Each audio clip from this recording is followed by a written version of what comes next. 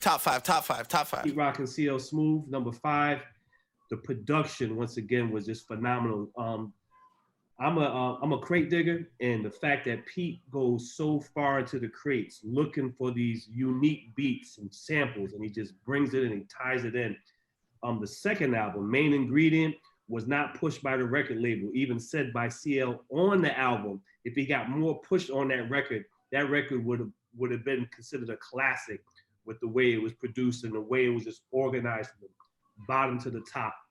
They had the hip hop love songs down to the gritty stuff.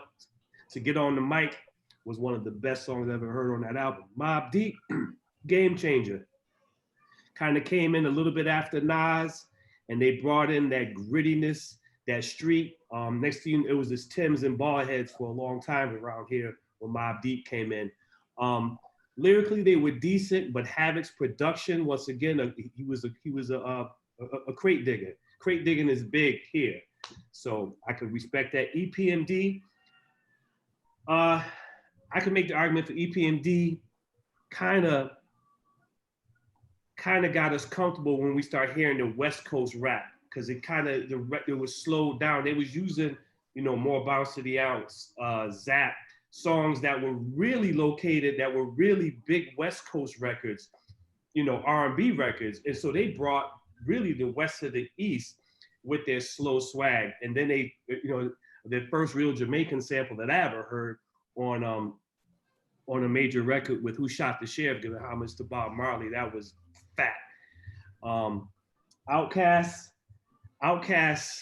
and I say this with all due respect to anybody from the South, we were always hard on Southern rappers because they just, lyrically, we felt like they just wasn't on par with East Coast.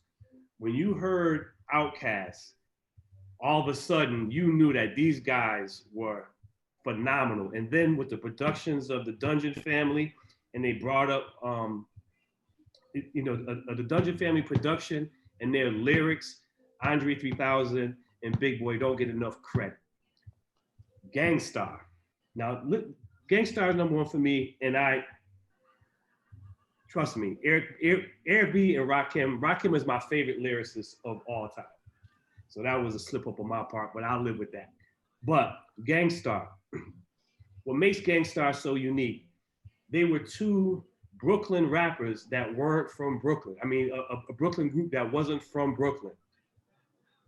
Primo's from Houston, and Guru's from Boston.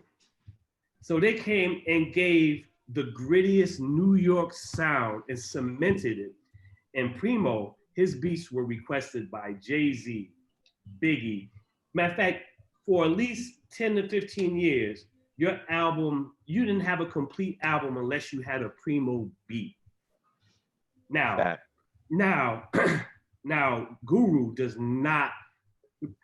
The reason why Guru is probably not considered a better lyricist or doesn't get the recognition he does, because his style was monotone all the way through. He didn't have these, he didn't really, his cadence and it was kind of slow, but pitch perfect to Primo's beats. But he just didn't get that recognition until he came out with DeWitt. When that DeWitt came out, you had to start reconsidering Guru.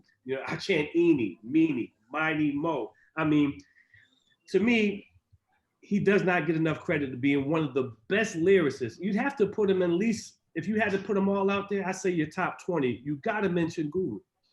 Album after album, always laying the beats out, the metaphors, the rhyme play, the wordplay, perfect. He just, that monotone style, which he said in Mass Appeal, that my monotone style doesn't get the type of credit because he's not all animated like a Busta Rhymes or so and so. So that's my list. Forgive me for not putting the God on there, so you could just deduct that point right now.